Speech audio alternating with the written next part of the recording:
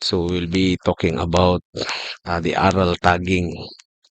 So how do we tag our learners no sa aral program, and also how do we tag or how do we uh, update the learners reading profile no. So mo niyang user guide pero namgyoy di gyud mo di kayo ganahan mo basa ani nga kaning inani user guide no. By the way, gisend ni siya sa tuhon GC to didto. Then also napo din siya sa LIS nga support page kaning user guide. And pwede sad ma-search ninyo sa internet. Then anara po din siya didto. So since na may uban nga ganahan sa i-video actual gyud, so at man itong buhaton karon. So first and foremost, mag-open jud kasi mong LIS, no? So once nga na-open na nimo ang master list nimo sa imong section, ari ka sa kanang gitawag og select tagging nga box. So kaning select tagging, daghan ka og itag ani nga different tagging no sa usa ka student or sa imong section, no? Natay gitawag og ADM. So kaning ADM, if that particular learner is having alternative delivery mode, say for example sana school from home or katang kasagaran kanang example baron na priso or nakuha ng bata na pregnant, nag-EDM, so itag siya nimo kani ang BMI no sa tong MAPE, so matag po diha malista po ang BMI sa mga bata. SBFP nasa elementary ni school-based feeding program. And ang ikaupat nilang giad is the aral tagging. So this time ang atong i-click is the aral tagging facility. So once nga na-click na nimong select tagging, click the aral tagging, no? So again, click select tagging, then click the aral word no, for the tagging. Then the next thing ay mong makita is this particular kanya na yung nakabutang class has no event case. Why? Because ang by default ang imo yung makita inighuman mo click sa aral is na nakabutang tag as aral. So again, I click na aral, your grade and grade level and the section, and next is tag as aral. Now, wa pa man ka nakasugod og tag og aral learner. So wala pa gyud kay makita diha nga learner nga aral. So what will you do next? So just click this drop down arrow, then the other choice will be revealed, no? Kanang gitawag not tag aral. I-click na siya, then mo loading, and you will find all your learners sa imong section nga wala na tag as aral. So once nga na-click na nimo ang not tag as aral, so all your learners makita nimo kay wa pa man kay gitag. So diri sa aral naka-no pag yun na sila. So again now naa naman mo ilista sa inyong mga learners karon nga school year kinsay nag-aral kinsay wala. So unahan ninyo og update ang bata nga nakaaral. So by the way, the list is not grouped by sex, no, but in a single list alphabetical order. Magkuhan sa ilang apelyido, no? So mababae mar lalaki magsugod sa A up to the last letter of their surname. So wala siya. Yung listing is alphabetical. So say for example lang, kaning first learner is aral siya, no? So how will you tag that particular learner? You just click this pencil icon. no? Then, ah, by default, manay pangutana, has the learner joined the aral anytime during school year 2025-2026? Nya, imo man siyang gitag, naaman siya sa list sa aral program. So, imong i-click ang yes. Then, once you click the yes, so mo activate ang kining next nga mga radio button sa ubos. So, mo activate. So, meaning, you will answer those succeeding radio buttons, no? If yes, when did the learner enter the aral program? Mangutana ta or inyong pangutanon ng kuan sa aral program nato when nagsugod. So, I think murag after sa beginning of the school year, no? Then, did the learner exit the aral program? If by the time, up to this time, wala pa naka-exit, so ang imo ibutang is did not exit. Kung miingon ka nga or based sa assessment sa aral tutor ni nakabasa na ang bata. So, nara kay another two choices after EOSY and after MOSY. By the way, natay bag-o si MOSY. Kung si BOSY beginning of the school year, si EOSY end of the school year, si MOSY middle of the school year. Oh.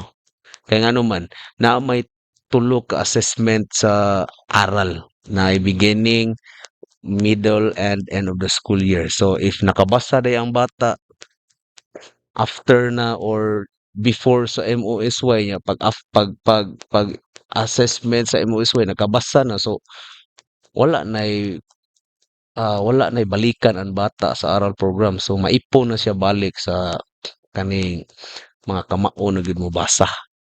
No? Again, ang tanang data is based sa PhilErie result, no? So ato like say for example, after the EOSY, pag human na sa end of the school year, diha pa nakakuha ng bata, so naka-exit. But if up to the EOSY, wa gyud kabasa, so did not exit. So mo continue pa ni next year ang bata sa ihang aral. So, ato like example, after EOSY. Ah, then you answer the type of assessment sa PhilErie, no? So, ari nimo indicate the reading profile of the child. Then, since aral man ang student, so, if naa na nimo ang imuhang beginning of the school year nga PhilErie result, naa na pud kay middle of the school year nga PhilErie result, naa pa gyud kay end of the school year PhilErie result, so i-check na nimo ang 3. Then select the reading level. Oh. Now if aral man, dili gyud ka ka-check aning grade ready level. Sa maning grade ready level, kadto na ning mga kamao na nga mobasa or independent, no? Again, if kinsa naglibog aning ready level, 2 levels down, 3 levels down, usually ang aral student naa gyud aning 2 levels down o 3 levels down. Again, naa gyud aning duha ang aral student 2 to 3 levels down. Now, to double check, just ask your English teachers or the master teacher in English unsay ibutang ani. Again, based sa PhilErie result, no? Mo na siya. So we example kani pagka beginning of school year 3 levels down, yung kabasa siguro maayo. Pagka may MOSY 2 levels down na. Pagka AOSY, ano niya, kuan man, naka-exit naman siya. So nakabasa na. Then you click submit. Ah, sample ra ni siya ha. So click submit. Once nga na-click na nimong submit, what will happen? Ah, what will happen? no? So mawa na to ang name sa bata diri sa not tagged as aral. So asa naman siya makita? I-click nimo sa tag as aral, naa na dito ang name sa bata nga na-tagged as aral. Oh, see? Oh, sunod. Balik na sad ka sa mga bata nimo nga sa tanang lista. Adto sa gihapon ka sa not tagged as aral. So tagsa-tagsaon gyud ni nato mga teachers. Sunod na sad ka nga learner.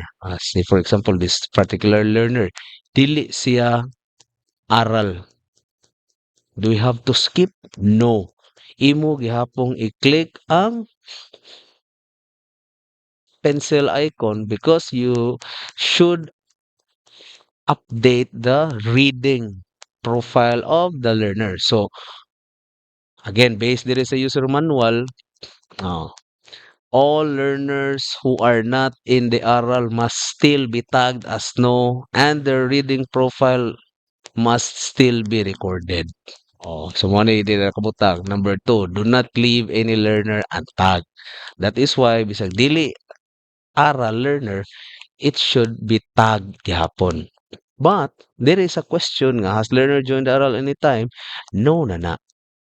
Then you go directly to the reading profile. Again, BUSY, kung na kay result sa MUSY, kung wala, wala. Kung AUSY, naa ka, naa. No? Pero naa gyud tay BUSY tanan. So reading level kay dili man siya tag as aral, butalan mo dag kung kamaog gyud mo basa ang bata, no? Independent, grade ready level na siya. Diri pod. Oh, grade ready level. But again, if you have specific questions about this, saan na siya, you ask the English teacher or the master teacher in English. Kay sa PhilIri man ni siya. No? Then, you click submit. Ah. So, if you're done tagging all your learners, so man na, say for example, kinirag yung usa ang natag mo as aral. So, usa rin mo makita diha sa tag as aral. If lima ka bata imong natag as aral, lima po nang naa diha po sa lista. Nga ang imuhang natag as aral, mo gamay sa di siya, makuhaan sa di siya og lima. Dili, makuhaan sa na siya og lima. So, the lesser aral students you have, ah, mas daghan na imuhang natag. Ah, Now, if you're done, imong i-check balik ang imuhang profile or imuhang kaning sa imuhang section, master list rather, and successfully tag na. O naa na siya icon nga sa ni mura og na mga icon nga mga ulo sa mga bata nya na ay murag yellow nga halo no nya libro. So mo na siya icon nga kanang bataa is tagged as an aral student. So ini ko na hover ana na may nakabutag yung tag as learner taking aral no. So mo na siya. So kung lima, nasa kay makita nga lima ka mayon ani. Just like this one. So kaning mga naay mga icon nga yellow, so they are tagged as aral students. So again, maaral man or sa dili, you still have to tag yes or no. Then update the reading profile of each learner. Again, based on the PhilIri. Mo ni siya for stages, key stages 2 and 3. Dali ra ni siya teachers kay mas dali lang lag ang LIS. So that's it for aral tagging for the aral program.